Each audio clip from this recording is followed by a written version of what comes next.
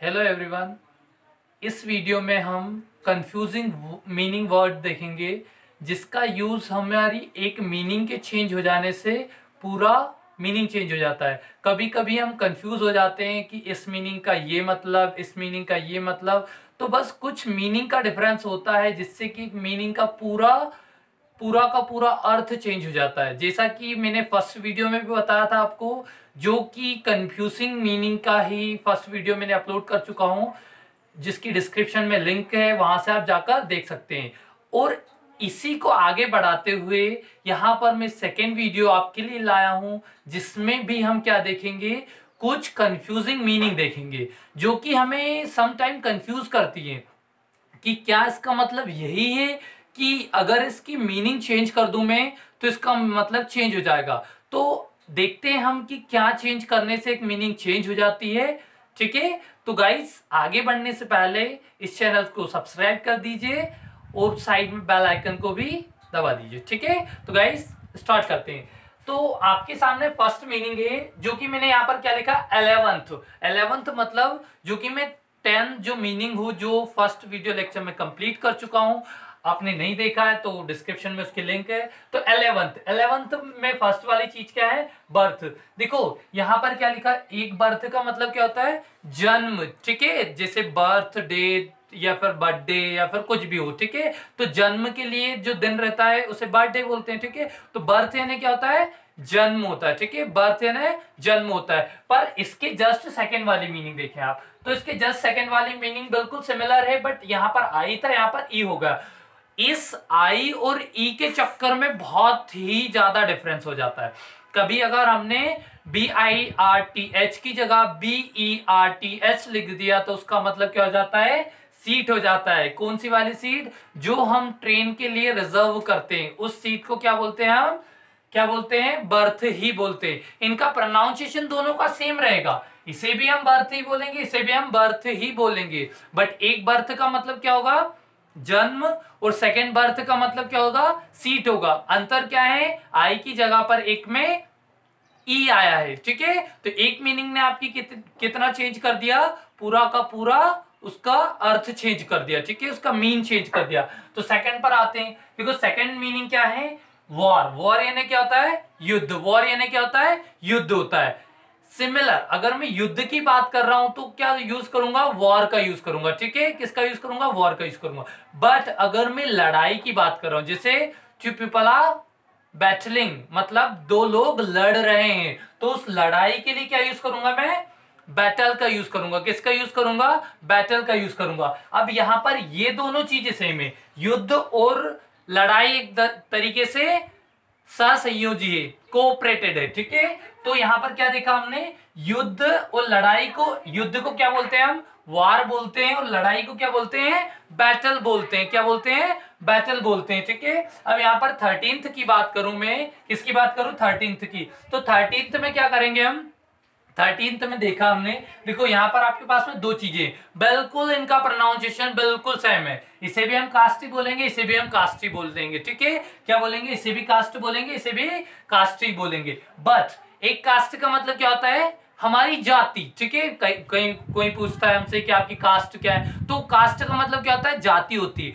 और एक कास्ट का मतलब क्या होता है, वोट डालना। ठीक है, तो डालना लिखा है ना, डालने, क्या डालने के लिए यूज करेंगे हम, जिसे डालना पुट भी होता है। बट हम वोट डालने की जब भी बात करेंगे तो क्या बोलेंगे, कास्ट का यूज करेंगे। ठीक है, कास्ट द वोट। ठीक है, क्या बोलेंगे, कास्ट द वोट, वोट डालने के लिए। ठीक है, तो डालने के लिए क्या यूज करेंगे, कास्ट। और कास्ट ने, आई थिंक आपको भी पता होगा, कास्ट ने क्या होता है, जाति होती है। ठीक है, अगर 14th की बात करूं मैं, तो 14th मतलब क्या होता है, कैनवास।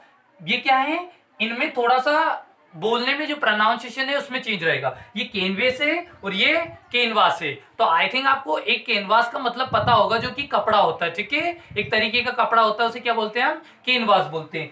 बट ये कैनवेस है, कैनवेस का मतलब क्या है, देखो कुछ नहीं, डबल एस हो गया तो उसका प्रोनाउंसिएशन कैनवेस होगा। तो कैनवेस का मतलब क्या होता है, प्रचार करना, किसी के लिए भी प्रचार करना, मतलब किसी पार्टी के लिए प्रचार करना, किसी भी चीज के लिए आप प्रचार कर रहे हैं तो उसके लिए क्या यूज करोगे आप, कैनवेस का यूज करोगे। किसका यूज करोगे? कैनवेस का यूज करोगे, ठीक है। और कैनवास यानी क्या होता है? कपड़ा होता है। कैनवास यानी क्या होता है? कपड़ा होता है। अगर मैं 15th की बात करूं, देखो 15th की बात करूं तो 15th में क्या लिखा है मैंने? कैनन लिखा है। दोनों का प्रोनाउंसिएशन सेम है। इसे भी कैनन ही बोलूंगा, इसे भी कैनन ही बोलूंगा। बट अगर धर्म के नियम की बात करूं तो क्या यूज करेंगे हम? ऊपर वाला जिसमें डबल एन नहीं है, के CANON, यानी क्या होता है? धर्म के नियम। मतलब मैं मेरे धर्म के नियम को फॉलो करता हूं, तो क्या बोलूंगा मैं? I follow my canon. Canon यानी क्या होता है? धर्म के नियम।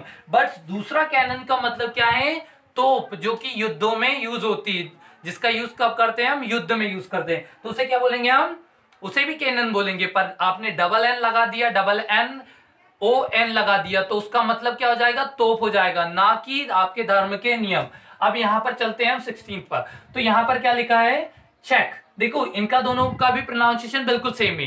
क्या है? इनका भी दोनों का प्रोनाउंसिएशन बिल्कुल सेम है। इसे भी चेक बोलेंगे, इसे भी चेक बोलेंगे। बट कहां पर इनका यूज होता है? देखो इस चेक का यूज, इस चेक को कहां यूज करते हैं? जब आप बैंक में जाते हैं और चेक भरते हैं या चेक आप किसी को देते हैं, तो उस चेक को क्या बोलते हैं आप? ये वाला। दोनों का प्रोनाउंसिएशन तो सेम है, बट मीनिंग क्या होगी? CHEQUE। तो इसका मतलब क्या हो जाएगा? चेक, बैंक वाला, ठीक है। तो आप जब भी पढ़ेंगे तो ये दोनों का मतलब तो एक ही होता है, सॉरी, जिनका इनका प्रोनाउंसिएशन तो चेक ही होता है, ठीक है। बट इस चेक का मतलब क्या होता है? जांचना। जिसे आप किसी चीज को जांचते, चेक करते हैं। जैसे मैं मेरे मोबाइल को चेक कर रहा हूँ, इसमें कुछ वायरस तो नहीं है, या कोई भी चीज। मैं मेरे पंखे को चेक कर रहा हूँ, उसमें कोई दिक्कत तो नहीं है, ठीक है। इस प्रकार से तो चेक का मतलब क्या होता है? जांचना होता है, ठीक है। अब 17 की बात करते हैं हम। तो 17वीं मीनिंग आपकी क्या है? कपड़ा। देखो यहां पर आपको कुछ भी नहीं, इसे भी क्लोथ बोलूंगा, इसे भी क्लोथ बोलूंगा। बट अगर क्या है कि मेरा नॉर्मल कपड़ा है जो कि बिना सिला है, यहां पर क्या लिखा मैंने? कपड़ा तो है पर बिना सिला, जो सिला नहीं है। मतलब जो नॉर्मली कपड़े लेते हैं हम, वो क्या रहता है? रेडीमेड लेते हैं हम कपड़े, ठीक है। तो कुछ कपड़े ऐसे भी लेते हैं जिन्हें हमें सिलवाना पड़ता है, ठीक है। तो बिना सिले कपड़े को क्या बोलते हैं? हम क्लोथ बोलते हैं। क्या बोलते हैं? क्लोथ बोलते हैं। और सिले कपड़े को भी क्लोथ ही बोलते हैं। बट अंतर क्या है इसमें? अगर CLOTH लगा है, अगर ये मीनिंग है, तो उसका मतलब नॉर्मल कपड़ा, बिना सिला कपड़ा। बट अगर CLOTHE लिखा है, तो उसका मतलब क्या होता है? सिला। जैसे ये सिली शर्ट है, तो क्या बोलूंगा मैं इसे? क्लॉथ। बट अगर यही कपड़ा होता, जो कि नॉर्मल कपड़ा होता, तो क्या बोलता उसे मैं? ये वाला क्लॉथ, ठीक है। जो कि मीनिंग में अंतर है, प्रोनाउंसिएशन में देयर इज नो, यहां पर कोई दिक्कत नहीं है, ठीक है। बट कहां पर दिक्कत है? इसकी मीनिंग जब आप लिखते हैं तो वहां पर आपको प्रॉब्लम होती है। देखो 18th मीनिंग क्या है आपकी? काउंसिल। क्या होती है? काउंसिल, ठीक है। तो काउंसिल का मतलब क्या होता है? उपदेश देना। जिसे मैं आपको उपदेश दे रहा हूं, तो उस कंडीशन में क्या यूज कर सकता हूं मैं? काउंसिल का यूज कर सकता हूं, ठीक है। काउंसिल का यूज कर सकता हूं। जिसे मैं आपको कुछ भी बता रहा हूं, ये बता रहा हूं कि आपको इंग्लिश सीखना चाहिए, ये करना चाहिए, वो। तो ये सब सारे क्या हुए मेरे लिए, आपके लिए क्या हुए? ये उपदेश है। आई एम गिविंग यू, क्या दे रहा हूं आपको? काउंसिल, ठीक है। काउंसिल दे रहा हूं, ठीक है। यहां पर एक और का मतलब क्या होता है? काउंसिल होता है, पर इसका मतलब क्या होता है? सभा होती है। क्या होती है? सभा होती है। जो कि कभी भी किसी राजा के मंत्रियों की सभा है, हमारे देश में हमारे जो भी मिनिस्टर्स हैं, MLA हैं, उनकी सभा होती है। तो सभा को क्या बोलते हैं हम? काउंसिल बोलते हैं, ठीक है। अब 19th में क्या लिखा है यहाँ पर? इन्वेंट। इन्वेंट का मतलब क्या होता है? आविष्कार करना है। इन्वेंट का मतलब क्या होता है? आविष्कार करना होता है। और डिस्कवर का मतलब क्या होता है? खोज निकालना, ठीक है। जैसे किसी चीज को मैंने बना दिया, ये क्या है? ये पेन। ये पेन को, इसके बारे में मुझे कुछ पता नहीं था, इसे मैंने बना दिया, तो मैं क्या बोलूंगा? इन्वेंट कर दिया मैंने। इसका क्या कर दिया? इन्वेंट कर दिया। बट अगर कोई चीज गुम गई थी, मतलब उसके बारे में लोगों को पता तो नहीं था, बट वो थी, उसे मैंने ढूंढ दिया, तो उसे क्या बोलूंगा मैं? डिस्कवर। क्या बोलूंगा? डिस्कवर बोलूंगा, ठीक है। अगर मैं इसकी बात करूं 20 की, तो 20 पे क्या लिखा है मैंने? डाई। डाई यानी क्या होता है? रंग देना। देखो रंग देना मतलब जब हम बालों में रंग लगाते हैं, तो उसके लिए क्या यूज करेंगे हम? डाई का यूज करेंगे। इन दोनों का प्रोनाउंसिएशन बिल्कुल सेम है, ठीक है। इस नीचे वाले को डाई यानी मर जाना भी क्या होता है? डाई यानी क्या होगा? मर जाना। और डाई यानी क्या होता है? रंग लगाना। तो रंग लगाने के लिए क्या यूज करेंगे हम? DYE डाई यानी रंग लगाना, और DIE डाई यानी क्या होता है, मर जाना। कोई मर जाना चाहता है तो क्या बोलेंगे, ही वॉन्ट्स टू डाई, मतलब वह मर जाना चाहता है। तो इस वीडियो लेक्चर में हमने 10 और ऐसी वर्ड मीनिंग देखे जो कि हमें सम टाइम कंफ्यूज करते हैं। हम जब भी पढ़ते हैं तो हमें इसका प्रोनाउंसिएशन सही समझ में नहीं आता, या फिर हम उसे पढ़ते हैं बट उसका मीन पर नहीं पहुंच पाते हैं। ठीक है, तो इस वीडियो में वही शेयर किया मैंने आपको, और आई होप आपने यहाँ से कुछ सीखा होगा। ये मीनिंग आपने सीखी होगी। तो please guys subscribe my YouTube channel, like and share. Thank you for watching.